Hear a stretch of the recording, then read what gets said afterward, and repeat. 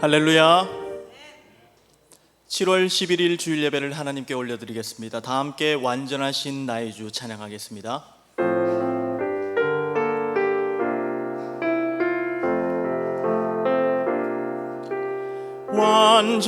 완전하신 나의 주, 의의 길로 날 인도하소서.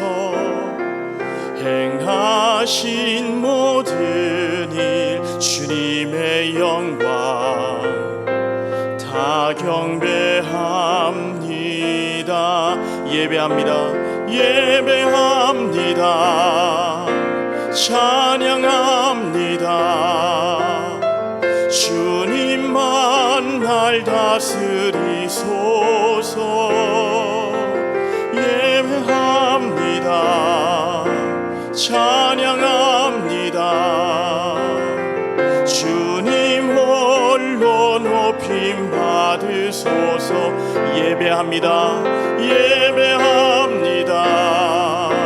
찬양합니다. 주님만 날 다스리소서. 예배합니다. 찬양합니다. 주님 홀로 높임 받으소서.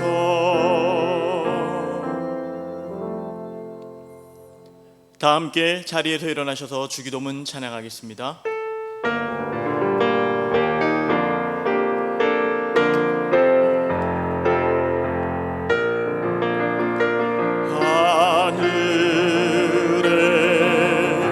계신 아버지 이름 거룩하사 주님 나라 임하시고 뜻이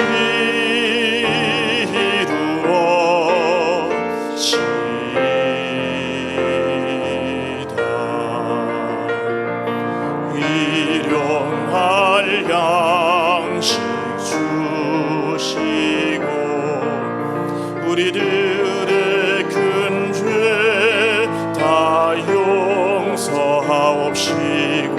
또 시험에 들게 마시고 악에서 구원하소서. 때게 주의 나라 주의 권세 주의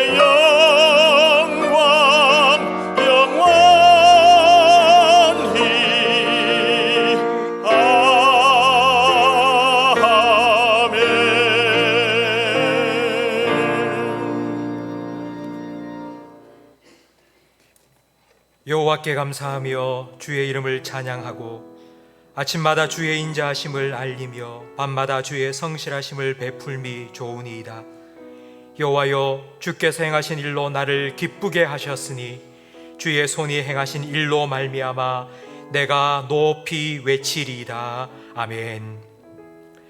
전능하신 하나님 우리 아버지, 주님 은혜에 감사드립니다. 지난 한 주간도 단 한순간도 우리를 잊지 아니하시고 임마누엘의 약속을 성실하게 지켜주셔서 이렇게 건강한 모습으로 아버지 앞에 나와 성도들과 함께 찬양하며 예배할 수 있도록 크신 은혜 베풀어 주심을 감사합니다. 아멘. 아버지, 부름받고 이 자리에 나온 우리 모든 주의 자녀들 심령 속에 성령을 충만하게 부어주시고 우리의 예배가 하나님 받으시기 합당한 거룩한 산 제사가 되게 하셔서 우리 예배를 통하여 홀로 영광 받아 주시옵소서. 예배한 우리 모든 성도들의 심령 속에 세상이 줄 수 없는 하늘의 참된 평안과 하나님 품 안에 거하는 참된 기쁨을 마음껏 누리게 해 주시옵소서. 예수님 이름으로 기도합니다. 아멘.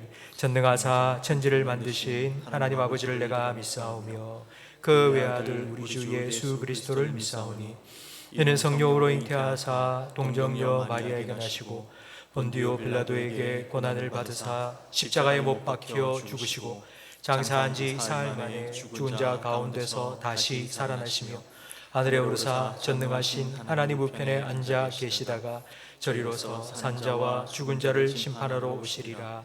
성령을 믿사오며 거룩한 공회와 성도가 서로 교통하는 것과 죄를 사하여 주시는 것과 몸이 다시 사는 것과 영원히 사는 것을 믿사옵나이다. 아멘. 자리에 앉으시기 바랍니다. 찬송가 310장 함께 찬양 드리겠습니다.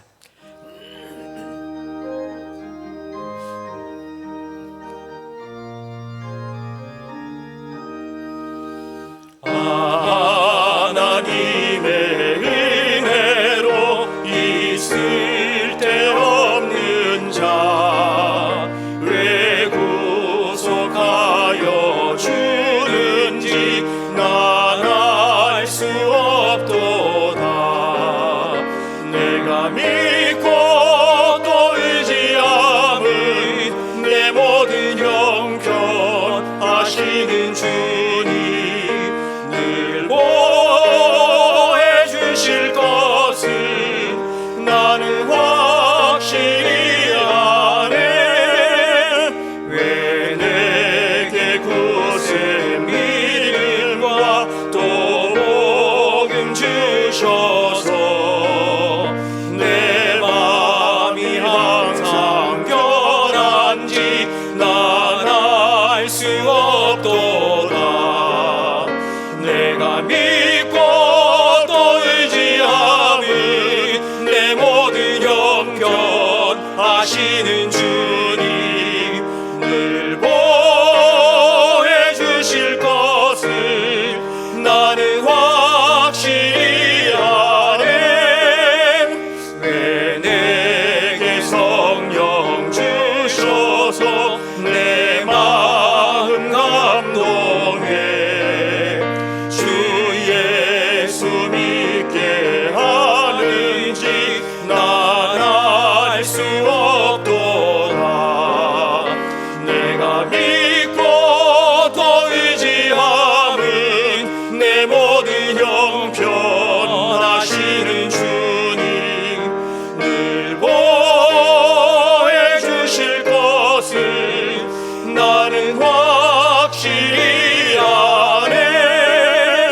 주 언제 강림하실지 혹 밤에 혹 낮에 또 주님 만날 그곳도 난 알 수 없도다.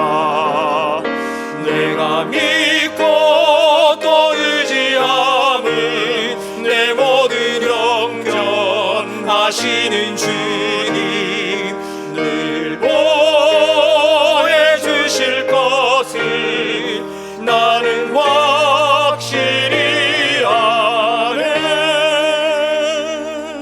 마음을 아파야 함께 기도하실 때에 지난 한 주간 우리 삶에 베푸신 주님 은혜에 감사 기도를 드리겠습니다. 한 주간 살아오면서 주님 앞에 부끄러운 우리의 모습이 있다면 회개의 기도도 함께 드리겠습니다. 예배를 통하여 하나님 은혜로 우리를 새롭게 회복시켜 달라고 우리 자신과 예배를 위하여 통성으로 기도하겠습니다. 하나님 아버지 감사합니다. 한 주간 무더위와 장마와 그리고 전염병 속에서도 우리 모든 성도들의 건강 지켜주시고 그리고 영혼을 주님께서 안전하게 지켜주셔서 이렇게 믿음으로 주님 앞에 나와 함께 찬양하며 예배할 수 있도록 하나님 인도하여 주심을 감사합니다. 한 주간 우리의 삶을 돌아보면 모든 것이 주님의 은혜였음을 우리가 고백하지 않을 수 없습니다. 하나님 아버지, 그러나 주님의 은혜 우리가 하나하나 기억하며 감사하기보다는 주님께서 우리에게 허락하지 아니하신 것 때문에 하나님 원망하며 불평하며 살았던 우리의 모습이 너무나도 많이 있습니다. 주님 뜻대로 살겠다고 다짐하며 시작한 한 주간이었지만 그러나 하나님 주님과는 내 생각, 내 고집대로 살아왔던 또 우리의 모습이 너무나도 많았음을 주님 앞에 고백합니다. 십자가의 보혈로 우리를 정결하게 씻어 주시옵소서. 하나님 받으시간 거룩한 산제물로 하나님 오늘 우리가 드리는 예배를 주님께서 기뻐 받아주시고 예배하는 우리 모든 성도들의 심령 속에는 주님께서 예배하신 풍성한 하늘의 은혜를 부어주시며 주님 주시는 참된 기쁨을 우리 모든 성도들이 온전히 누리게 해 주시옵소서. 성령 하나님께서 예배 영적인 분위기를 주장하여 주시옵소서. 우리 성도들의 마음을 주님께서 온전히 주장하여 주시옵소서. 우리를 인도하여 하나님 임재 가운데로 들어가게 하시며 하나님 은혜 가운데 깊이 잠기게 해 주시옵소서. 우리 예배를 통하여 하나님 영광 받아 주시옵소서. 예수님 이름으로 기도드리니 주님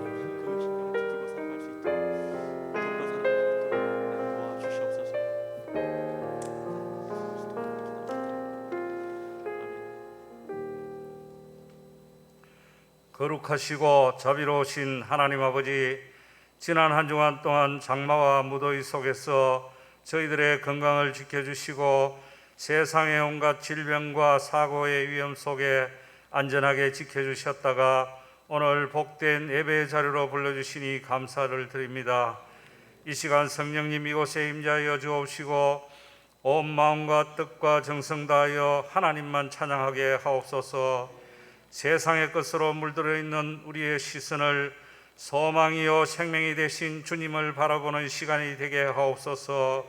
21세기 의학과 과학이 발달한 최첨단 과학의 시대지만 코로나 바이러스가 1년 반이 넘도록 잡히지 않고 있습니다. 수도권을 중심으로 연일 1000여 명이 넘는 확진자가 나오고 더 강력한 델타 변이 바이러스가 우리를 위협하고 있습니다. 인간의 생사화복을 주관하시는 하나님께서 긍휼을 베풀어 주셔서 이 땅에 재앙을 거두어 주시고 속히 바이러스로부터 해방될 수 있도록 은혜를 내려 주옵소서. 우리 교회를 지금까지 안전하게 지켜주심을 감사드립니다. 남은 하반기 6개월 동안도 하나님의 보호하심과 인도하심을 따라 주께서 우리에게 맡겨주신 사람을 살리고 키우고 고치는 생명사역을 잘 감당해 나가게 하옵소서. 주님, 지난 한 주간의 삶을 돌아봅니다. 베드로가 주님을 바라보며 물 위로 걸었지만 풍랑을 바라보다 물에 휩쓸린 것처럼 우리의 모습도 오직 주님만 바라봐야 되는데 세상 유혹과 걱정, 근심, 염려 속에서 우리의 눈앞에 주님을 잃어버리지는 않았는지요. 이 시간 주님 손 내미사 안전하게 지켜주시고 예배를 통해 평안과 주님 함께 하시는 기쁨을 맛보게 하옵소서. 지난주부터 초등부를 시작으로 교육부서가 성경학교와 수련회를 시작하오니 이번 수련회를 통하여 하나님의 크신 사랑을 깨닫게 하시고 믿음 위에 굳게 서 살아계신 하나님을 알아가는 시간이 되게 하옵소서. 그들에게 지혜와 건강을 주셔서 이 나라와 교회에 크게 쓰임받는 일꾼들이 다 되게 하옵소서. 교회의 신방 가운데 있사오니 신방을 통해 영적으로 침체된 가정에는 하나님을 만나게 하시고 흔들리지 않는 굳건한 믿음을 주옵소서. 코로나 시대에 더욱 주님의 은혜를 간증하며 감사가 있게 하옵소서. 교회를 위해 수고하시는 담임 목사님과 모든 부교육자들에게도 성령의 충만함으로 교회를 잘 섬기도록 은혜 내려 주옵소서. 선교주의에도 기억하옵시고 복음 들고 나가 있는 선교사님들 코로나로 시리에 빠지지 않도록 영적 능력을 충만하게 부어 주옵소서. 지난주부터 협력 선교사로 말레이시아, 터키, 탄자니아에 있는 세 분의 선교사를 신규 허입했습니다. 교회에서 항상 기도하게 하시고 선교사님들 사명 잘 감당하도록 도와주옵소서. 하나님 아버지, 나라와 민족을 위해 기도합니다. 지금 우리는 건국 이래 최고의 풍요를 누리고 있지만 자족하지 못하고 감사하지 못하는 이 사회가 병들어가고 있습니다. 내년에는 대선도 있습니다. 여야 후보 경선을 준비하고 있는데 하나님 마음에 합한 자, 국민을 위한 일꾼이 세워지게 하옵소서. 역사를 주관하시는 하나님께서 북한 땅에도 하나님 때에 하나님 방법으로 통일될 수 있도록 은혜를 내려 주옵소서. 남부지방에 장마로 많은 비가 내려 피해를 본 수재민들을 지켜주옵시고 속히 복구될 수 있도록 은혜를 주옵소서. 연로하신 성도님들과 질병으로 고생하는 성도님들 주님 주시는 힘을 공급받게 하시고 우리의 영혼과 육신을 살리고 소생시키시는 성령의 역사함으로 병마를 이길 수 있는 힘을 주옵소서. 교회 예배를 위해 수고하는 안내 방송실 재정으로 교사로 이름도 빛도 없이 섬기는 그들의 수고를 기억하옵시고 축복해 주옵소서. 이 시간 이곳 예배 자리를 간절히 원하지만 병상으로 출장으로 근무로 어느 곳에 있더라도 이곳을 바라보게 하시고 영상으로 예배에 참여하는 성도들에게도 같은 은혜를 내려 주옵소서. 다음 시간에는 이곳에 함께 예배드릴 수 있도록 주님 도와주옵소서. 이제 목사님 말씀을 전가하시겠사오니 목사님께 말씀의 능력을 주셔서 말씀을 통하여 영혼이 소생되게 하시고 크신 은혜의 시간이 되게 하옵소서. 이 모든 말씀 우리 주 예수 그리스도의 이름으로 기도드리옵나이다. 아멘.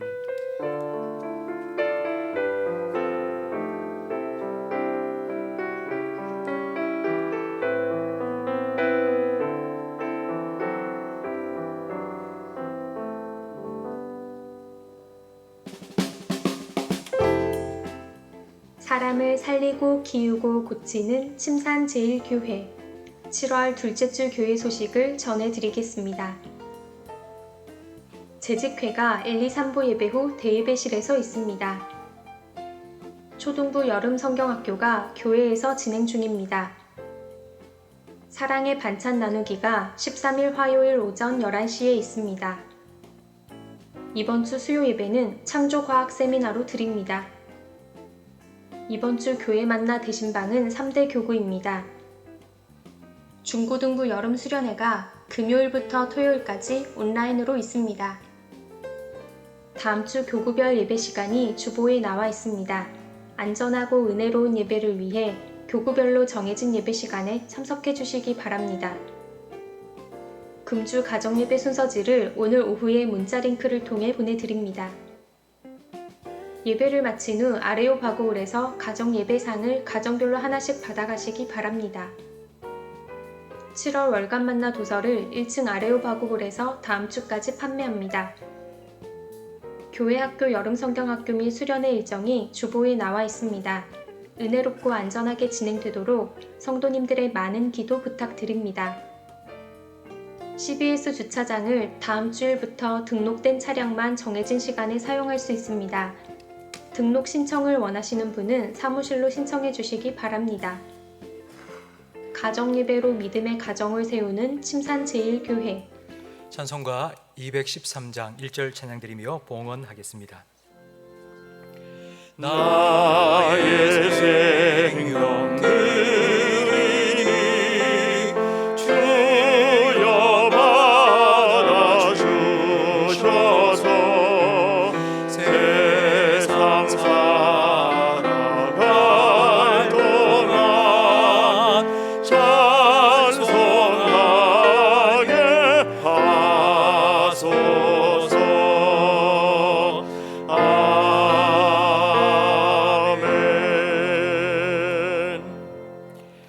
하나님 아버지, 지난 한 주간 폭염과 그리고 장마와 그리고 또 전염병 속에서도 저희들을 안전하게 지켜주심을 감사합니다.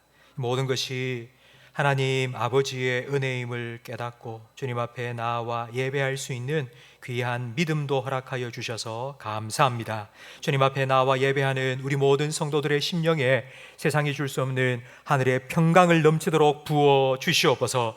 어린아이가 엄마 품에 안겨 참된 평안을 누리듯 그렇게 하나님 품 안에 안겨서 하나님 바라보며 하나님 때문에 기뻐할 수 있는 복된 예배자들이 되게 해 주시옵소서. 그리하여서 다음 한 주간 살아갈 때에 배고픔이나 배부름이나 가난함이나 부요함이나 어떤 상황 형편에도 주님 안에서 기뻐하며 감사하며 살아갈 수 있는 우리 모든 성도들의 삶이 되게 해 주시옵소서. 하나님의 말씀을 함께 나누기 원합니다. 성령님, 지혜와 계시의 영으로 이 시간 우리 가운데 역사하셔서 내게 주시는 하나님의 음성을 듣게 하시고 그 말씀을 깨닫게 하시고 그 말씀에 붙들려 살아가게 해 주시옵소서. 예수님 이름으로 기도합니다. 아멘.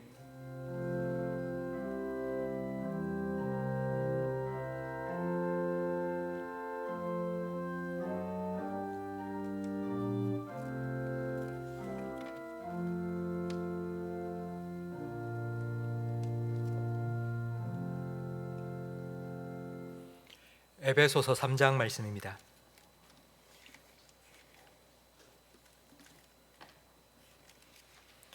신약성경 312면입니다. 에베소서 3장 1절부터 13절까지 저와 성도님들 한 절씩 번갈아 가며 읽겠습니다. 이러므로 그리스도 예수의 일로 너희 이방인을 위하여 갇힌 자 된 나 바울이 말하거니와 너희를 위하여 내게 주신 하나님의 그 은혜의 경륜을 너희가 들었을 터이라. 곧 계시로 내게 비밀을 알게 하신 것은 내가 먼저 간단히 기록함과 같으니 그것을 읽으면 내가 그리스도의 비밀을 깨달은 것을 너희가 알 수 있으리라. 이제 그의 거룩한 사도들과 선지자들에게 성령으로 나타내신 것 같이 다른 세대에서는 사람의 아들들에게 알리지 아니하셨으니 이는 이방인들이 복음으로 말미암아 그리스도 예수 안에서 함께 상속자가 되고 함께 지체가 되고 함께 약속에 참여하는 자가 됨이라. 이 복음을 위하여 그의 능력이 역사하시는 대로 내게 주신 하나님의 은혜의 선물을 따라 내가 일꾼이 되었노라. 모든 성도 중에 지극히 작은 자보다 더 작은 나에게 이 은혜를 주신 것은 측량할 수 없는 그리스도의 풍성함을 이방인들에게 전하게 하시고 영원부터 만물을 창조하신 하나님 속에 감추어졌던 비밀의 경륜이 어떠한 것을 드러내게 하려 하심이라. 이는 이제 교회로 말미암아 하늘에 있는 통치자들과 권세자들에게 하나님의 각종 지혜를 알게 하려 하심이니 곧 영원부터 우리 주 그리스도 예수 안에서 예정하신 뜻대로 하신 것이라. 우리가 그 안에서 그를 믿음으로 말미암아 담대함과 확신을 가지고 하나님께 나아감을 얻느니라. 함께 읽습니다. 그러므로 너희에게 구하노니 너희를 위한 나의 여러 환난에 대하여 낙심하지 말라. 이는 너희의 영광이니라. 아멘. 우리 옆에 계신 분들을 축복하는 마음으로 손을 내어 밀고 평화 하나님의 평강이 당신의 삶에 넘쳐나기를 함께 찬양드리겠습니다. 평화 하나님의 평강이 당신의 삶에 넘쳐나기를.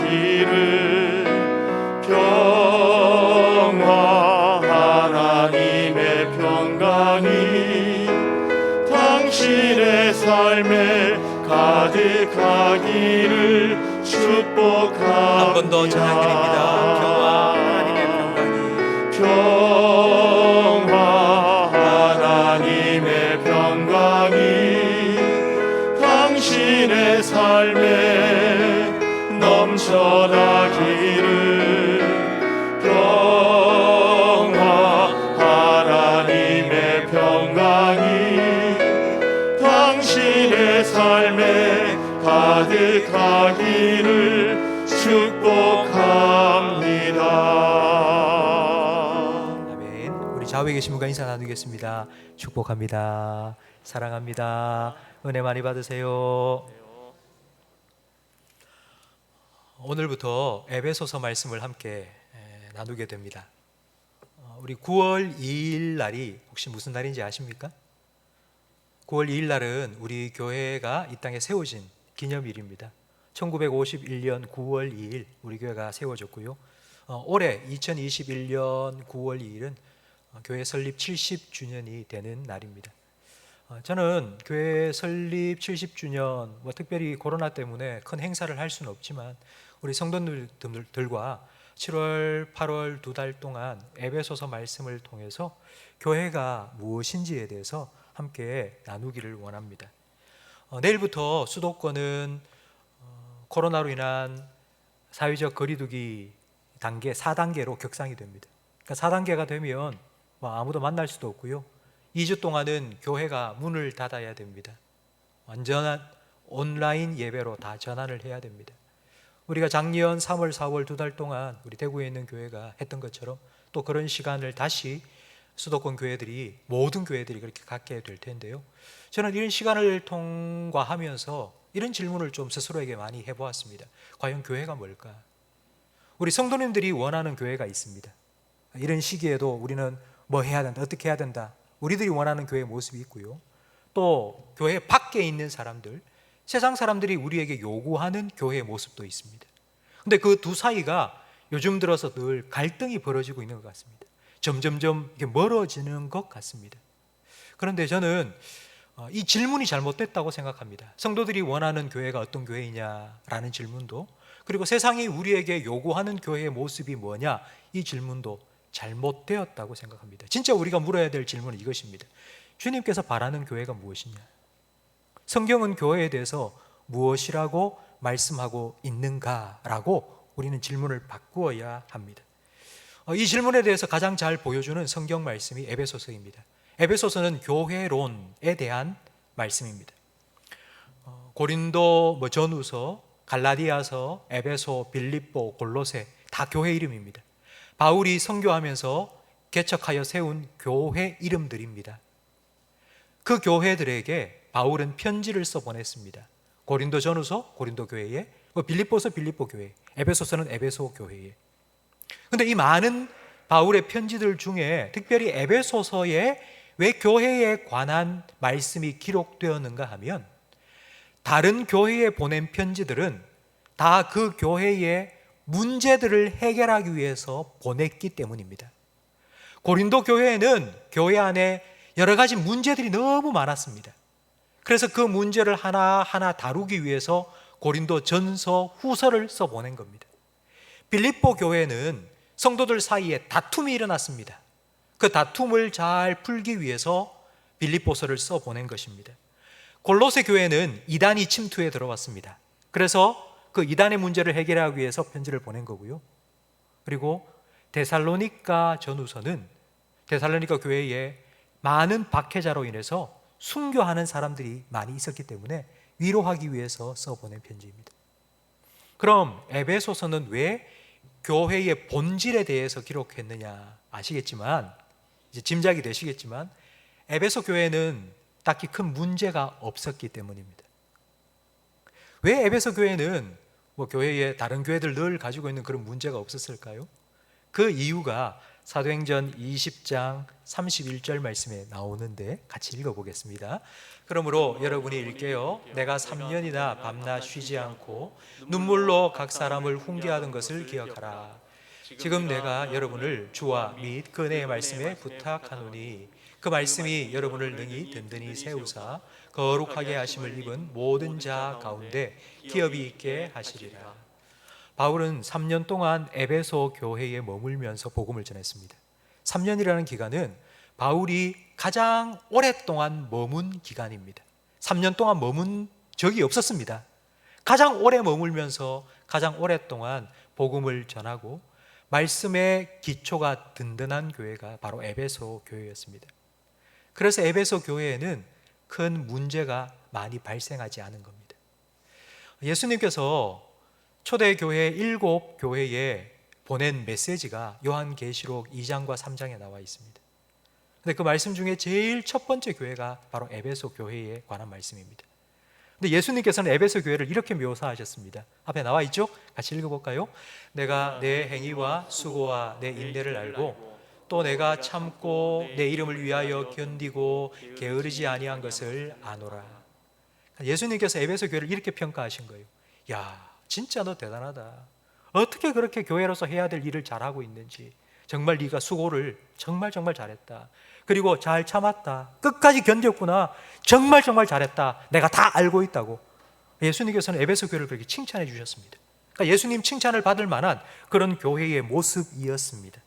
저는 이런 에베소 교회의 모습을 보면서 우리 교회와 참 많이 비슷하다는 생각을 제가 했습니다. 우리 교회도 에베소 교회만큼 참 좋은 교회입니다. 화려하지는 않지만 그러나 70년 동안 묵묵히 이 자리에서 하나님께서 맡겨주신 귀한 사명을 우리 모든 성도님들의 수고를 통해서 잘 감당해 온 교회이기 때문입니다. 우리 동기 목사님들 그리고 또 함께 모임을 갖고 있는 목사님들 모임을 하면서 교회 소개를 하는 그런 시간이 가끔씩 있습니다. 그럼 저는 이렇게 우리 교회를 소개합니다. 우리 교회는요 3대가 다니는 가정이 많이 있습니다. 할아버지, 아버지, 손자. 그 말은 3대를 이어오는 만큼 전통이 아주 깊은 교회, 70년의 전통을 가진 교회, 그런 깊은 교회입니다. 뿐만 아니라 할아버지 그리고 아들 그리고 손자 모든 세대를 아우를 만큼 참 넓은 교회입니다 라고 소개를 합니다. 그러면 그 소개를 들은 동기 목사님 그리고 함께 사역하는 다른 목사님들이 저한테 이렇게 말합니다. 아이고 우리 지 목사님은 참 복을 많이 받았네요. 좋은 교회 만나서 참 복 받았네요. 그렇게 이야기를 해줍니다. 얘기를 들으면 제가 얼마나 감사한지 모릅니다. 예수님께서는 이런 에베소 교회에 대해서 칭찬을 해주신 후에 한 가지 뭔가를 덧붙이셨습니다. 그 말씀이 바로 우리가 잘 아는 처음 사랑을 다시 회복하라는 말씀입니다. 예수님께서 처음 사랑을 회복해라 이 말씀을 주신 건 뭐 특별히 뭘 잘못해서가 아닙니다. 잘하고 있는데 잘하고 있는 그걸 다시 한번 점검해보고 본질을 다시 한번 확인하고 다시 한번 바르게 할 수 있도록 점검을 해보라는 의미로 주신 말씀입니다. 이제 70주년을 앞두고 저는 7, 8월 2달 동안 이 에베소서 말씀을 통해서 70년 동안 하나님께서 우리 교회를 통하여 어떤 일을 이루어 오셨는지를 좀 생각하면서 더 감사하고, 그리고 앞으로 또 70년을 하나님께서 어떻게 하나님이 원하시는 그런 교회의 모습으로 빚어가실지, 만들어 가실지 그렇게 기대하는 저와 우리 모든 성도님이 될 수 있기를 주님의 이름으로 축원합니다. 자, 1절 말씀에 보면 바울은 자기를 이렇게 소개합니다. 그리스도 예수의 일로 너희 이방인을 위하여 갇힌 나 바울. 에베소서는 옥중서신입니다. 옥중서신이라는 말은 감옥에서 써 보낸 편지라는 뜻입니다. 지금 바울은 감옥에 갇혀 있습니다. 왜냐하면 성도들을 위하여서 복음을 전하다가 복음을 전하는 것 때문에 지금 감옥에 갇힌 일입니다. 여러분, 복음을 전하는 일은 그만큼 가치가 있는 일입니다. 내가 붙잡혀 감옥에 들어갈지라도 나는 이 복음을 전하겠다고 지금 바울은 말하고 있습니다. 그 복음이 무엇인지 3절 말씀부터 설명을 해주고 있습니다. 3절 말씀에 보니, 2절 말씀에 보니 너희를 위하여 내게 주신 하나님의 그 은혜의 경륜을 너희가 들었을 터이라. 그러니까 바울이 전한 복음을 하나님의 은혜의 경륜이라고 지금 설명해 주고 있습니다. 경륜, 이 경륜이라는 말은 헬라어로 오이코노미아입니다. 이 단어가 나중에 영어가 되면서 어떻게 바뀌었는가 하니 이코노미, 경제, 경영 뭐 이런 단어의 어근이 된 것입니다. 하나님의 경륜이라는 이 말의 뜻은 쉽게 이런 겁니다. 우리가 가정을 꾸리지 않습니까? 주부가 가계부를 접고 가정 살림을 살듯이, 그리고 회사의 사장님이 CEO가 회사 살림을 다 살아가듯이 하나님께서 하나님 만드신 이 세상을 어떻게 꾸려 가시는지, 어떻게 경영하시는지, 바로 그것이 바울이 성도들에게 전한 복음이라는 의미입니다. 3절 말씀에는 그것을 비밀이라고 말하고 4절 말씀에는 좀 더 구체적으로 그리스도의 비밀이라고 표현하고 있습니다. 이걸 다시 종합해서 말하면 이런 것입니다.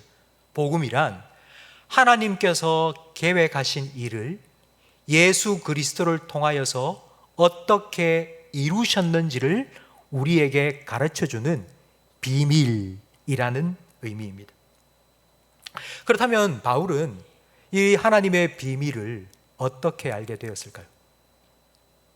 열심히 공부해서, 노력해서, 열심히 찾아서? 그게 아니라 3절 말씀에 보니 계시로 내게 비밀을 알게 하셨다고 말합니다. 계시라는 것은 하나님께서 그냥 일방적으로 가르쳐 주신 겁니다. 사람이 애쓰고 노력해서 그걸 깨닫고 알게 된 게 아니라, 배운 게 아니라 하나님께서 그걸 가르쳐 주신 겁니다. 그러니까 이 계시로 복음을 깨닫게 되었다는 것을 가장 잘 우리가 알고 있는 말씀이 바로 마태복음 16장 16절 말씀인데요. 같이 읽어보겠습니다. 시몬 베드로가 대답하여 이르되 주는 그리스도시요 살아계신 하나님의 아들이시니이다. 예수께서 대답하여 이르시되 바요나 시몬아 내가 복이 있도다. 이를 내게 알게 한 이는 혈육이 아니요 하늘에 계신 내 아버지시니라. 아멘. 위대한 베드로의 신앙 고백, 그건 베드로가 똑똑해서 믿음이 좋아서 한 것이 아니라 하나님께서 가르쳐 주셨기 때문입니다. 이게 바로 계시로 깨닫게 되었다는 뜻입니다. 전혀 모르고 있다가 그냥 하나님께서 푹 깨닫게 해주신 겁니다. 어느 순간 이거야? 우와, 유레카! 이걸 바울은 깨닫게 된 것입니다. 저는 여기서 한 가지 질문이 생겼습니다. 왜 하나님께서는 이걸 비밀로 숨겨두신 걸까요?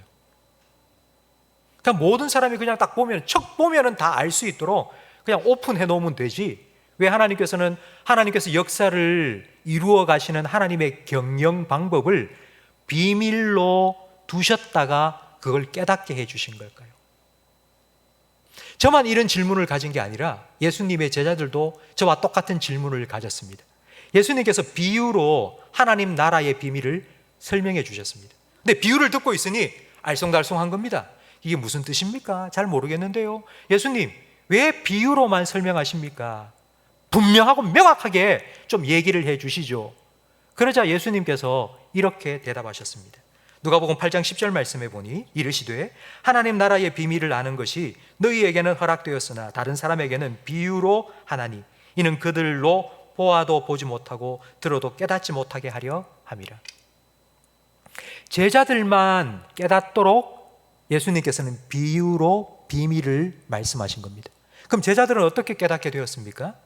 예수님과 함께 있으면서 예수님께 자꾸 물어보고 예수님께 들으면서 알게 되었습니다. 여러분, 만약 이렇지 않으면 어떻게 되느냐 하면 그냥 자기 멋대로 생각해냅니다. 자기 멋대로 복음을 해석하고 하나님을 오해하고 자기 멋대로 착각할 수가 있기 때문에 늘 예수님과 함께 있으면서 예수님의 설명을 듣고 예수님을 통해서 복음을 알아가도록 하나님께서는 그런 방법을 사용하신 겁니다. 그 대표적인 예가 바로 유대인들입니다. 유대인들은 하나님의 비밀을 자기만 가졌다고 생각했습니다. 그래서 이렇게 말합니다. 야, 우리만 구원받고 천국 갈 거야. 이건 우리만 아는 비밀이야. 이거 너희한테 나는 전해주고 싶지 않아. 요나를 생각해 보십시오. 선지자 요나. 니느웨로 가라. 복음을 전해라. 싫습니다. 내가 왜 거기 갑니까? 우리 민족만 구원시켜 주시면 되잖아요. 왜 저 민족들 죽이세요, 하나님? 그런 마음을 유대인들은 가진 겁니다. 내가 가지고 있는 비밀이고 이 비밀은 다른 사람한테 나눌 수 없고 우리만 구원받고 우리만 천국 가면 된다고 그렇게 착각한 것입니다. 그런데요, 요즘도 이와 같은 생각을 가진 사람들이 있습니다. 우리한테만 구원이 있다고, 절대로 다른 데 가면 구원 못 받는다고, 그래서 우리한테 와야지만 천국 갈 수 있다고 그렇게 가르치는 사람들이 바로 이단들입니다.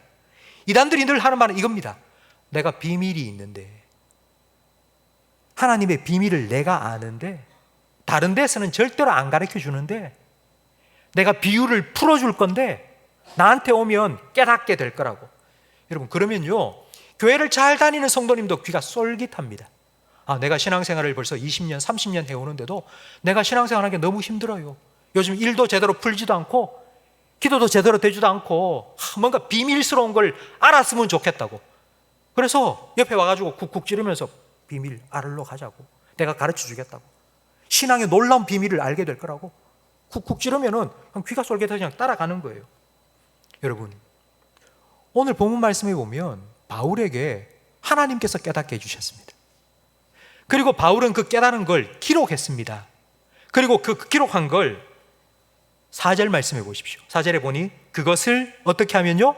읽으면, 내가 기록해 놓은 것을 너희가 읽으면 내가 깨달은 그 비밀을 너희도 알게 될 거라고 말하고 있지 않습니까? 하나님께서는 그 비밀을 공개하셨습니다. 그리고 비밀을 깨달은 바울도 그걸 내 거야 하고 꼭꼭 숨겨둔 게 아니라 그걸 오픈하고 공개했습니다. 세상 사람들은 비밀을 알게 되면 그 비밀을 절대로 공개하지 않습니다. 비밀을 딱 아는 순간 이건 비밀이야. 나만 알고 있어야 돼. 절대로 다른 사람 모르게 해야 돼. 그래야지 내가 이 비밀 때문에 내가 나 혼자만 복 받을 수 있어. 나 혼자만 잘 될 수 있어 라고 생각합니다. 요즘 회사나 기업에는 총성 없는 전쟁이 벌어지고 있습니다. 무슨 전쟁인고 하니 기업 비밀, 기밀을 빼내는 전쟁입니다. 새로운 기술을 만드는 데는 정말 많은 비용과 오랜 시간이 걸립니다. 그래서 그걸 쉽게 얻을 수 있는 방법이 뭐냐면 산업 스파이입니다. 몰래 그걸 싹 빼오면 됩니다.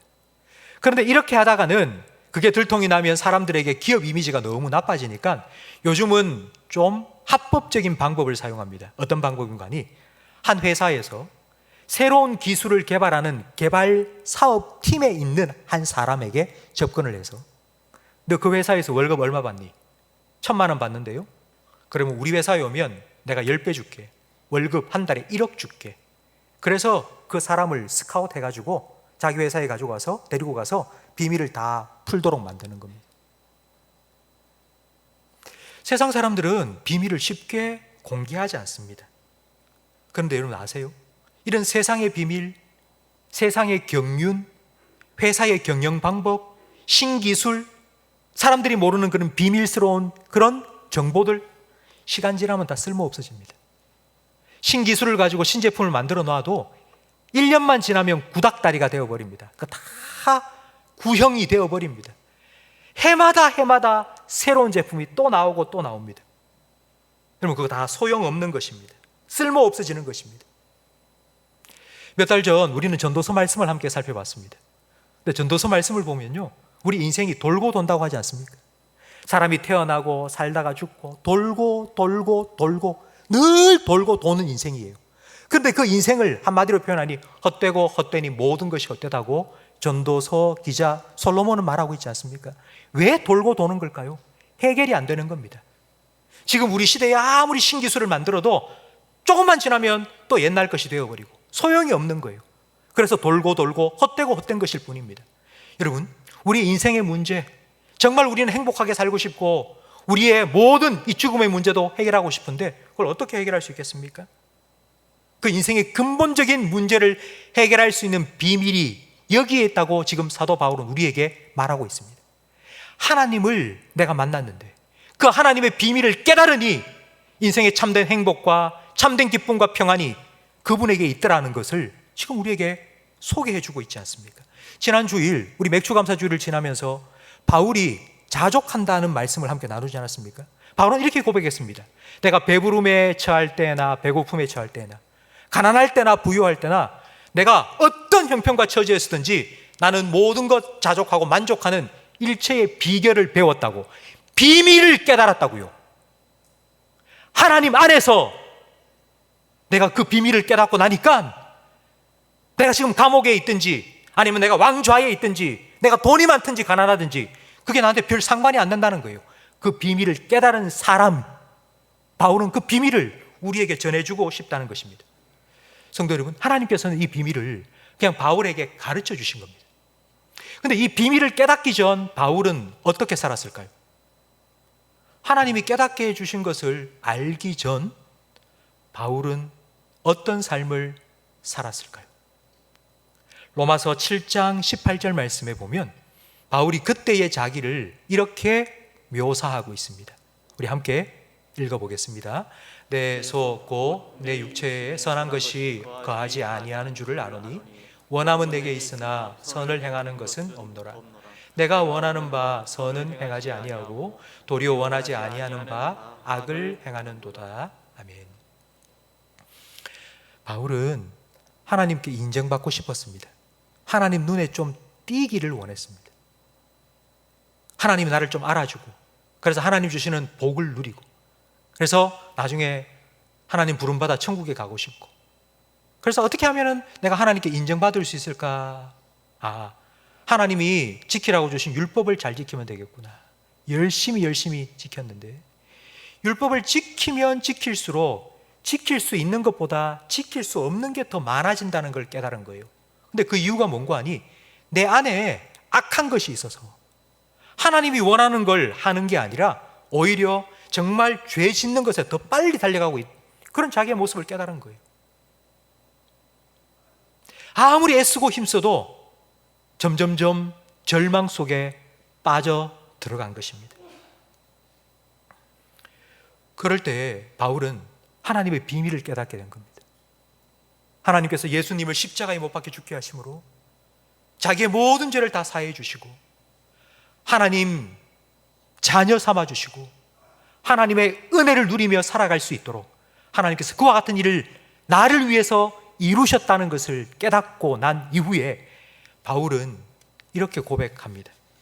로마서 8장 1절 말씀에 그리스도 예수 안에 있는 자에게는 결코 정죄함이 없나니 이는 그리스도 예수 안에 있는 생명의 성령의 법이 죄와 사망의 법에서 너를 해방하였음이라.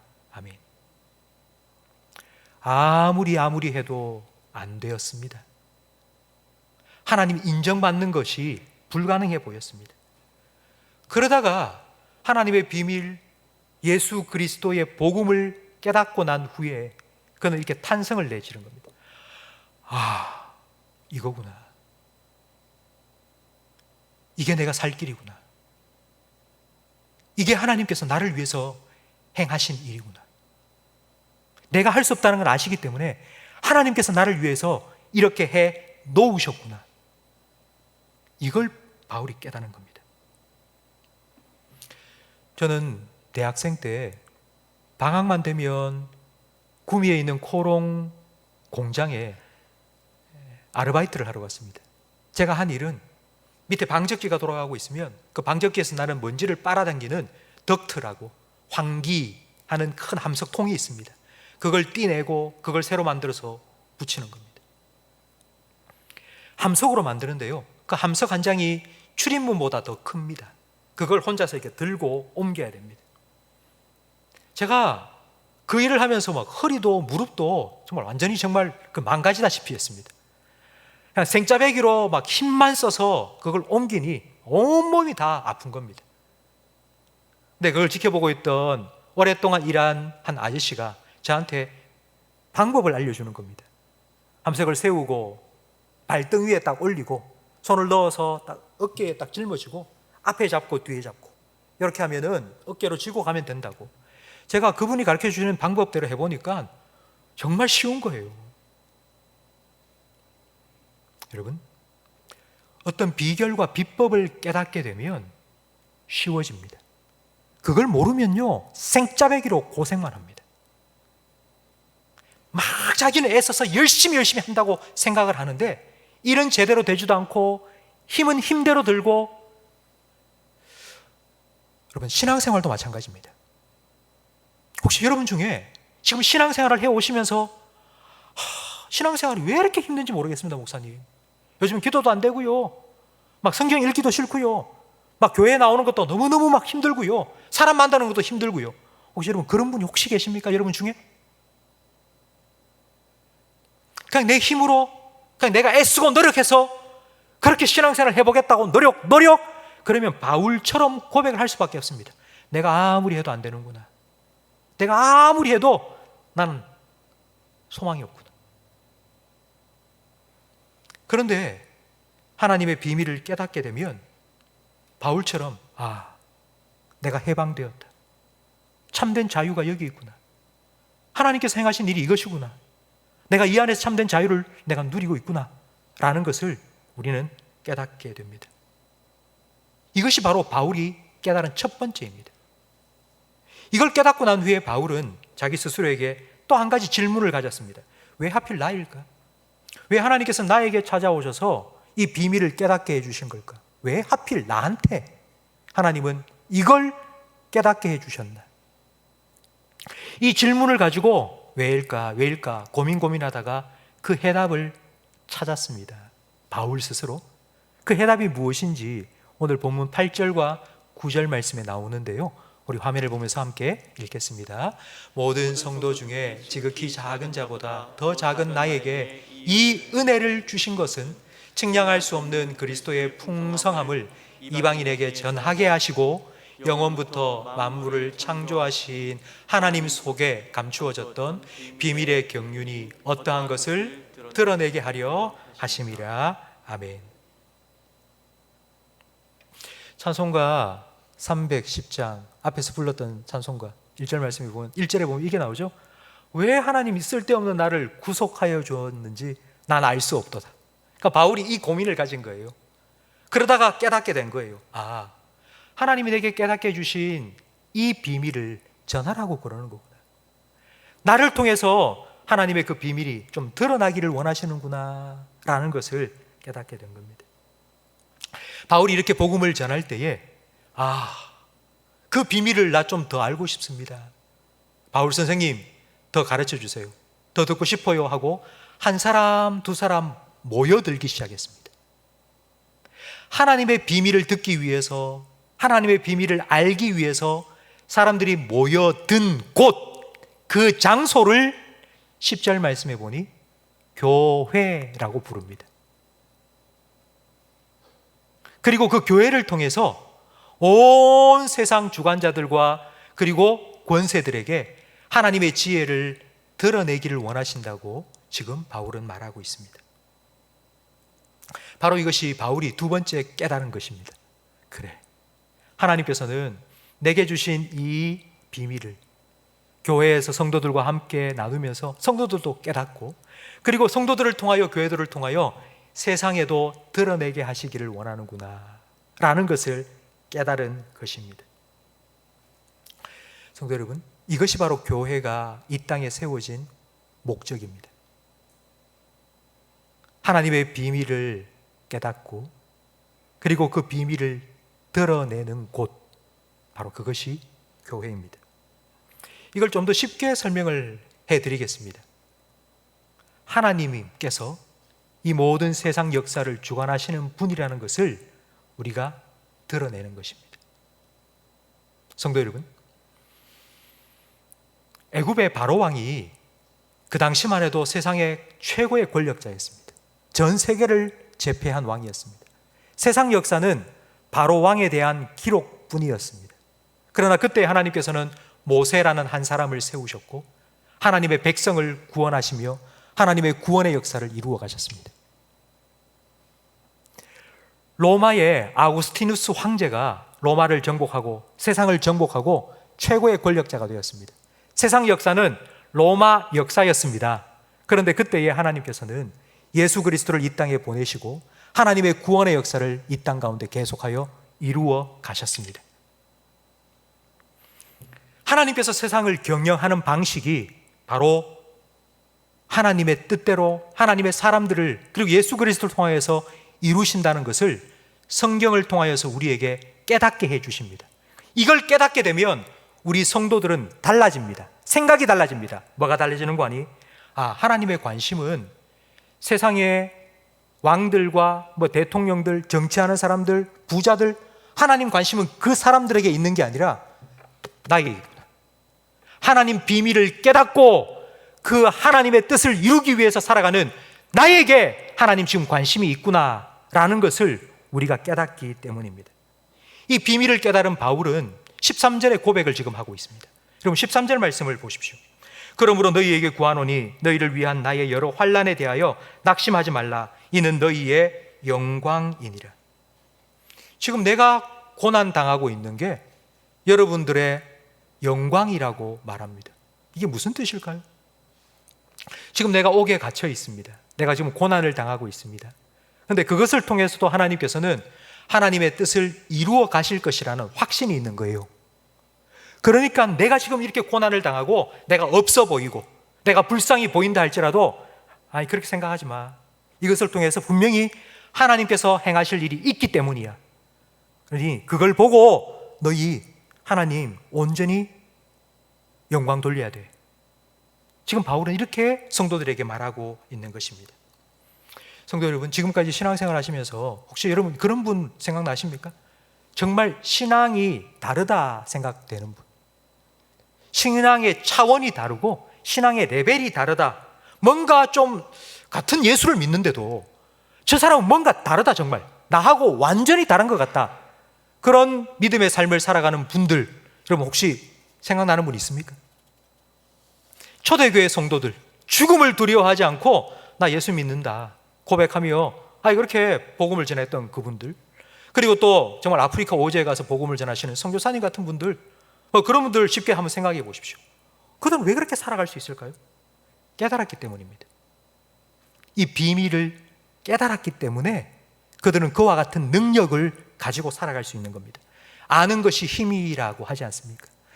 그 하나님의 복음의 능력을 깨달은 사람은 그 깨달은 능력을 가지고 살아갈 수 있기 때문입니다. 그렇기 때문에 여러분 비밀을, 이 하나님의 복음의 비밀을 여러분 깨달아야 합니다. 내가 열심히 해야 된다, 내가 열심히 애쓰고 노력해야 된다, 그것도 물론 중요하지만 여러분 그보다 더 중요한 것이 있습니다. 깨달아야 됩니다. 깨닫지 못하면 생짜배기로 그냥 나 혼자 정말 고생만 하는 것밖에 되지 않습니다. 어느 한순간 내 눈이 확 열리고 내 신앙의 지평이 확 열려버리면요, 신앙이 그냥 서서히 자라가는 게 아니라 어느 한순간 업그레이드가 확 되어버리는 겁니다. 하나님께서 우리의 눈을 확 열어주실 때, 깨닫게 해주실 때. 근데 그게 어떻게 가능할까요? 하나님 말씀을 통해서입니다. 왜 우리가 교회에 와서 이렇게 설교를 30분 넘게 듣는 것일까요? 하나님의 비밀이 이 말씀 속에 기록되어 있기 때문입니다. 말씀을 듣고 말씀을 읽으면 우리는 깨달을 수 있습니다. 제가 한 가지 이야기를 해드리겠습니다. 대동여지도 다 들어보셨죠? 김정호가 1861년 손으로 직접 그려서 만든 지도입니다. 그 당시만 해도 과학기술 없었습니다. 인공위성 없었습니다. 지금은 지도를 만들 때 인공위성에서 사진을 딱 찍어서 그대로 지도를 만듭니다. 정확합니다. 그런데 1861년 그때 만든 대동여지도와 지금 인공위성으로 찍어서 만든 지도 비교해보면 정말 차이가 거의 없을 정도로 정말 정밀한 지도를 만든 겁니다.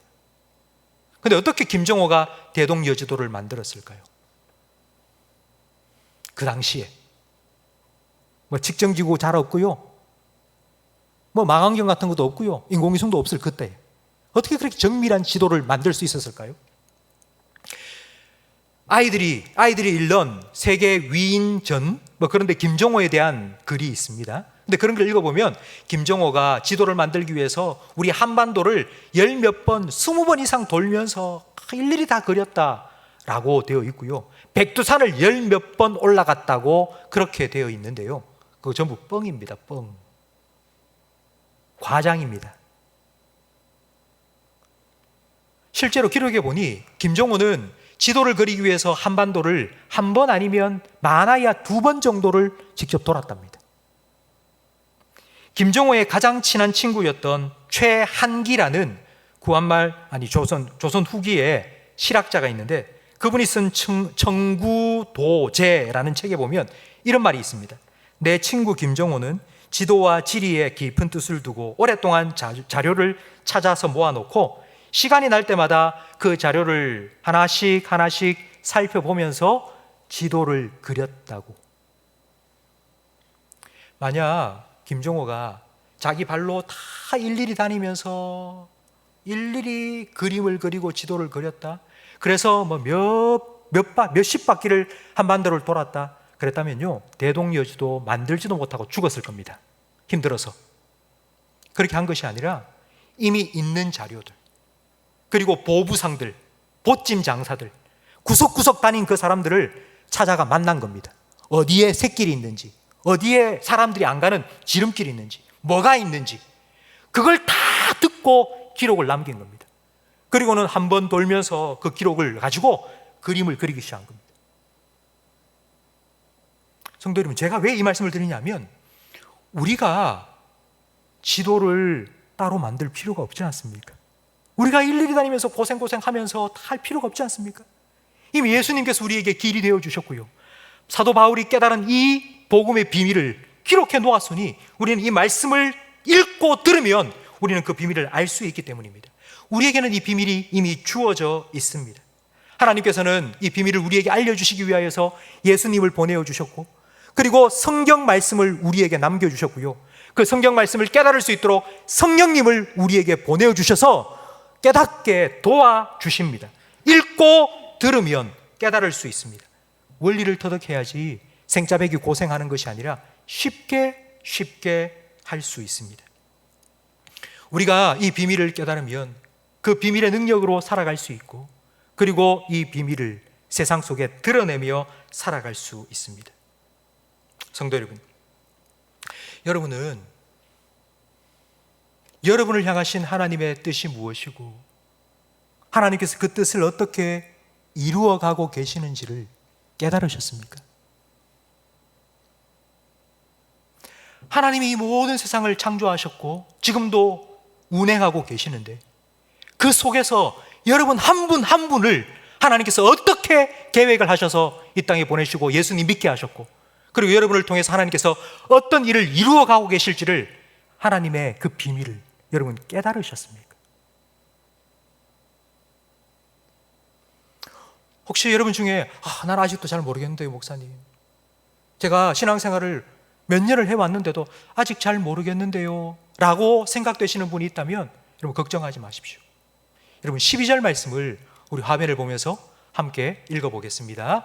우리가 그 안에서 그를 믿음으로 말미암아 담대함과 확신을 가지고 하나님께 나아감을 얻느니라. 아멘. 그 안에서라는 말은요, 예수님 안에서이고, 그리고 예수님께서 이 땅에 세우신 교회 안에서라는 의미입니다. 여러분 잘 모르겠다, 난 아직도 깨닫지 못했다, 여러분 실망하지 마시고요. 함께 교회에 오셔서 예배 드리는 이유가 바로 이것 때문입니다. 우리가 함께 하나님께 나아가기 위해서, 우리에게 깨닫게 해주시고 하나님의 비밀을 알려주시는 그 하나님께 나아가기 위해서 하나님께서 우리를 교회로 불러주신 것입니다. 성도 여러분, 우리가 불렀던 찬송가 310장 저는 함께 불렀으면 좋겠습니다. 근데 이 310장의 마지막 후렴 가사가 이것입니다. 하나님께서 왜 나를 구속해 주는지 나 이제 알겠다고, 나는 확실히 알게 되었다고. 우리 모든 성도님들이 이렇게 하나님 앞에서 그리고 교회 안에서 정말 기쁨으로 고백할 수 있는 그날을 하나님께서는 우리에게 허락하여 주실 것입니다. 그래, 실망하지 마시고요, 낙심하지 마시고요, 잘 모르겠다, 괜찮습니다. 함께 하나님을 향하여 나아갈 수 있는 하나님의 비밀을 깨닫기 위하여서, 그리고 그 비밀을 하나님 뜻대로 세상에 드러내는 그런 우리 교회가 될 수 있도록 여러분 함께 기도해 주시고 함께 해 주시기를 간절히 바랍니다. 우리 찬송가 310장 함께 찬양 드리겠습니다. 하나님의 은혜로, 하나님의 은혜로 있을 데 없는 자 왜 구속하여 주는지 난 알 수 없도다. 내가 믿고 또 의지함은 내 모든 형편 아시는 주님 늘 도해 주실 것을 나는 확실히 알. 내가 믿고 또 의지함은, 내가 믿고 또 의지함은 내 모든 형편 아시는 주님 늘 보해 주실 것을 나는 확실히 아네. 아멘. 기도하겠습니다. 우리 교회를 70년 전 이 땅에 세워주시고 지금까지 아버지의 뜻 이루어가는 몸된 교회로 사용하여 주심을 감사합니다. 하나님, 오늘 다시 한번 우리 교회와 그리고 우리 성도들을 향한 하나님 아버지의 경륜의 비밀이 무엇인지를 깨닫게 해 주시니 감사합니다. 간절히 바라옵는 것은 우리 성도님 한 분 한 분마다 하나님께서 찾아가 주시고 바울에게 복음의 비밀을 깨닫게 해 주신 것처럼 깨닫게 해 주시옵소서. 그 복음을 가슴에 품고 그 능력 힘입어 살아가게 해 주시옵소서.